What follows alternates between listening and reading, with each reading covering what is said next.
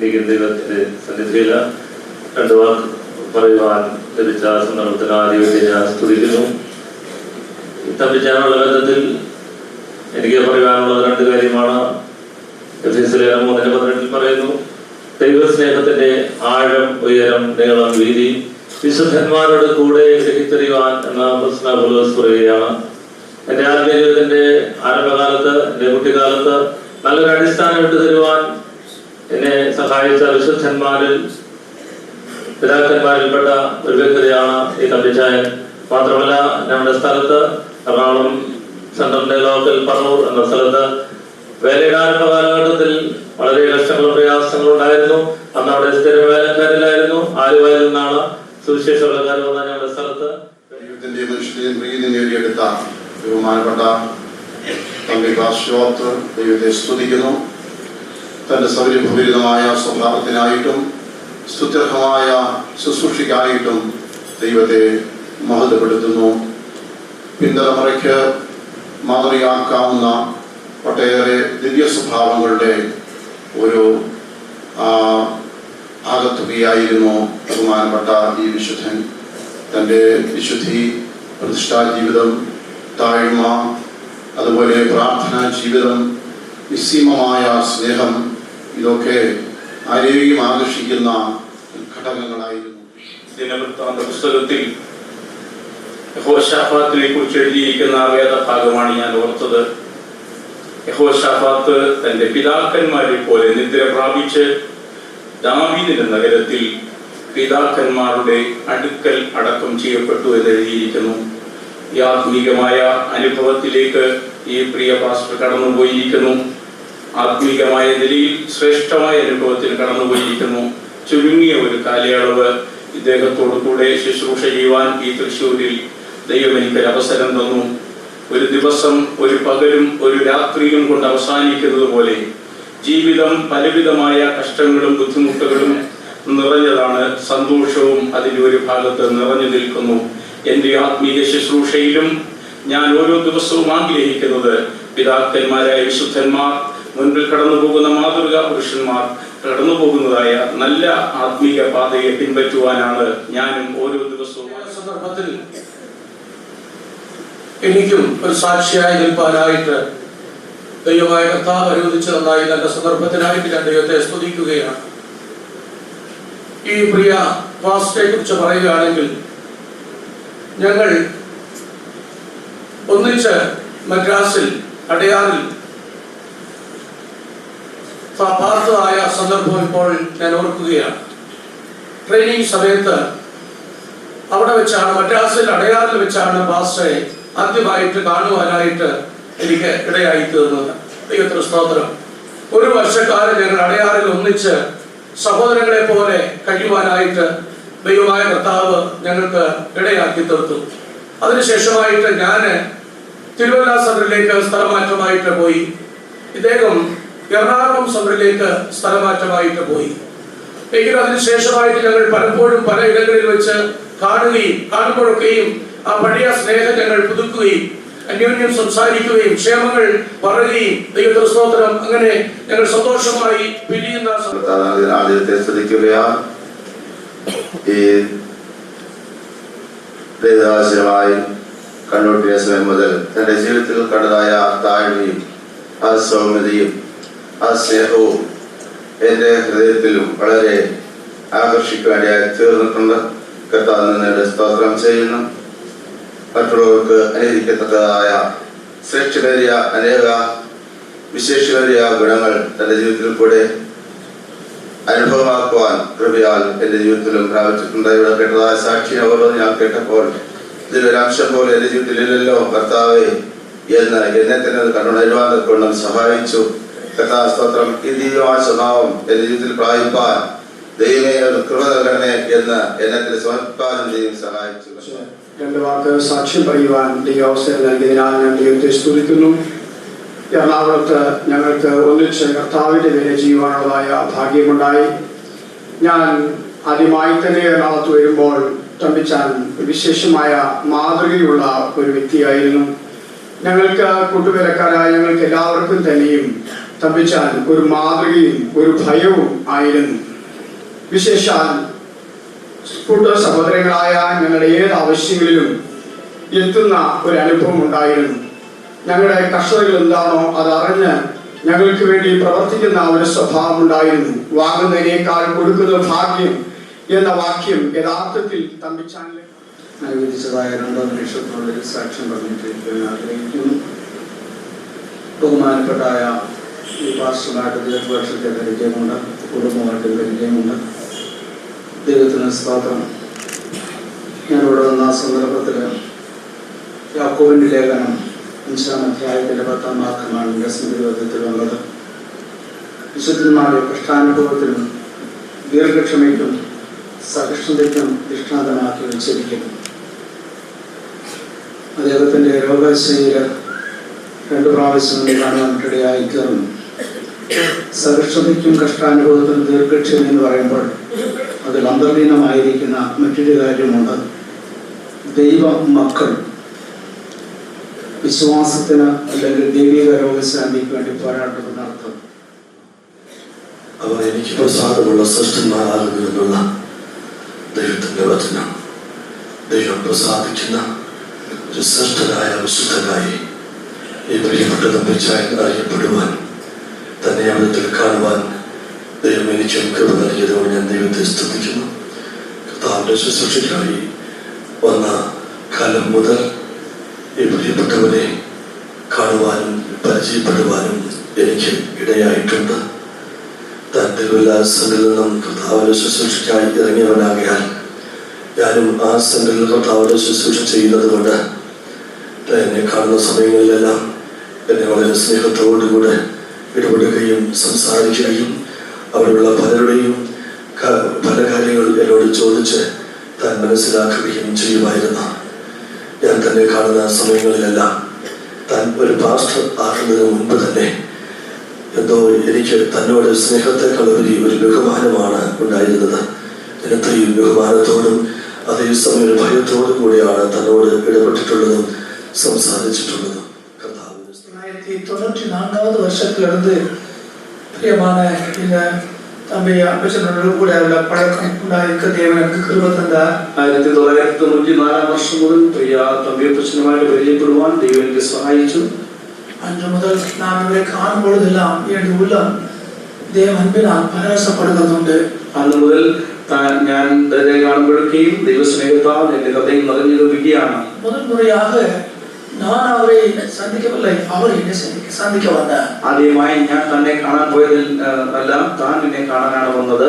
அவர் என்னை கண்டு என்னை விசாரித்த அந்த விசாரிப்பு என்னுடைய வாழ்வில் ஒரு நாளும் நான் மறக்க முடியாது. താൻ എന്നെ കണ്ട് എന്റെ കാര്യങ്ങളെല്ലാം ചോദിച്ചറിഞ്ഞ അനുഭവം എന്റെ ജീവിതത്തിൽ ഒരിക്കലും മറക്കുവാൻ കഴിയുന്നതല്ല. ஆகவே நாம் இந்த வேளையில் அவரை குறித்து கேள்விப்பட்டதான எல்லாவிதமான அந்த அன்பின் பரிபூர்ணமான அனுபவம் அவருடைய ജീവിതത്തിലെ நான் அன்றைக்கு கண்டேன்.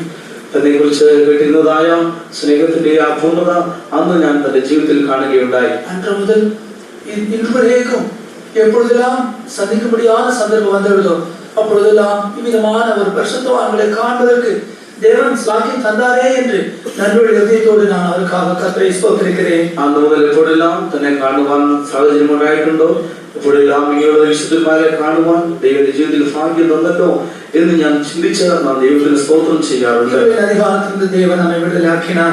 ഇരുളിന്റെ അധികാരത്തിൽ നിന്ന് ദൈവം നമ്മെ വിടുവിച്ചു. അന്യകുമാരുടെ രാജ്യത്തിൽ നമ്മെ കൊണ്ടുവന്ന് சேர்த்திருக்கிறார். സ്നേഹസ്വരൂപനായ പുത്രന്റെ രാജ്യത്തിൽ നമ്മെ കൊണ്ടുവന്നു. ஒளிந்து இருக்கிற பரிசுத்தவான்களுடைய சுதந்திரத்திலே பங்கடைய பரிசுத்தவான்களை கர்த்தர் தகுதிப்படுத்திக் கொண்டே இருக்கிறார். വെളിച്ചത്തുള്ള വിശുദ്ധന്മാരുടെ അവകാശത്തിൽ നമ്മ പ്രാപിപ്പാൻ വിശുദ്ധന്മാരെ ദൈവം നമുക്ക് നൽകിയിരിക്കുകയാണ്. பரிசுத்தவான்களுடைய சுதந்திரத்திலே பங்கடைய தம்பி அப்பச்சன் அவர்களை தேவன் தமிழத்திலே சேர்த்துக் கொண்டார். വെളിച്ചത്തുള്ള വിശുദ്ധന്മാരുടെ അവകാശം പ്രാപിക്കേണ്ടതിനായി ഈ തമ്പി അപ്പച്ചനെയും ഹസ്ബൻഡ് നേരത്തെ വലിയ വരിയൊന്നുമില്ല, ഏതോ ചില സമയങ്ങൾ കണ്ടിട്ടുണ്ടെന്ന് മാത്രമേ ഉള്ളൂ. എന്നാൽ ഈ അവസാന സമയങ്ങളിൽ ഈ പ്രദേശത്ത് വരുന്നത് ഞങ്ങൾ ഒരുമിച്ച് ഈ ദൈവം സഹായിച്ചു. ഇവിടെ വാസമാരി വരുന്ന നാൾ മുതൽ ഈ കഴിഞ്ഞ ദിവസം വരെ ഞങ്ങൾ സമാധാനമായി സന്തോഷമായി ജീവിക്കുന്നതിന് ദൈവം സഹായിച്ചു. പുള്ളിയുടെ മാതൃകയുള്ള നല്ല സ്വഭാവങ്ങൾ ഞാൻ സന്തോഷത്തോടെ സ്വീകരിച്ചു. ദൈവത്തിന്റെ നടത്തിപ്പ്,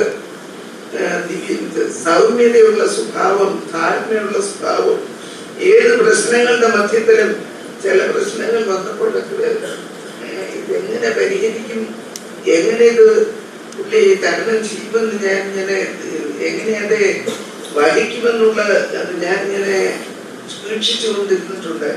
അത് വളരെ ശാന്തതയോടെ പ്രാർത്ഥിച്ച് ദൈവകരങ്ങളിൽ ഏൽപ്പിച്ച് വളരെ സഹിഷ്ണുതയോടെ തരണം ചെയ്ത സന്ദർഭങ്ങൾ എന്റെ ജീവിതത്തിൽ ഞാൻ കണ്ടു. വേദത്തിൽ വിവിധமாக നാം വാസിക്കുന്നു. തിരുവനന്തപുരത്തിൽ പ്രകാരം നാം വായിക്കുന്നു. ലൂക്ക 1-23 ലൂക്കോസ് 1:23 പ്രകാരം അവനുடைய ஊழியத்தின் நாட்கள் நிறைவேறின உடனே தன் வீட்டுக்கு போனான். തന്റെ ശുശ്രൂഷ കാലം കഴിഞ്ഞ ശേഷം അവൻ വീട്ടിലേക്ക് പോയി. ആസാര്യനാകിയ സഖറിയാവെ കുറിച്ച് നാം ഇங்கே വാസിக்கிறோம். പുരോഹിതനായിരുന്ന സഖറിയാവിനെ കുറിച്ച് നമ്മൾ ഇവിടെ വായിക്കുന്നു. അവനുடைய ஊழிய நாட்கள் முடிந்த உடனே അവൻ വീട്ടിലേക്ക് പോനാൻ. അവന്റെ ശുശ്രൂഷ കാലം കഴിഞ്ഞ ശേഷം അവൻ വീട്ടിലേക്ക് പോയി. ഇതേപോലെ അരുமையான நமது பாஸ்டர் தம்பி அவர்கள் அவருடைய ஊழிய நாட்கள் முடிந்த ഉടനെ അവർ വീട്ടിലേക്ക് പോയിവിട്ടാർ. ഇതുപോലെ നമ്മുടെ പ്രിയപ്പെട്ട പാസ്റ്റർ തമ്പി അവരുടേതായ ശുശ്രൂഷ തെളിച്ചിട്ട് തന്റെ ഭവനത്തിലേക്ക് പോയി.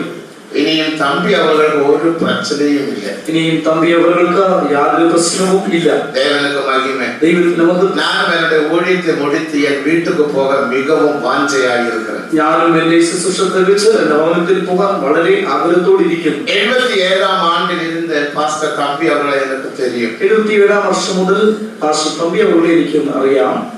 അവർക്ക് കൈ കൊടുത്ത വേളയിൽ താൻ അവരുടെ കൈയെ പാർത്ത് അവർക്ക് ഇങ്ങനെ ഷെയ്ക്കാൻ കൊടുത്തപ്പോഴാണ് അവരുടെ കൈ ഞാൻ കണ്ടത്.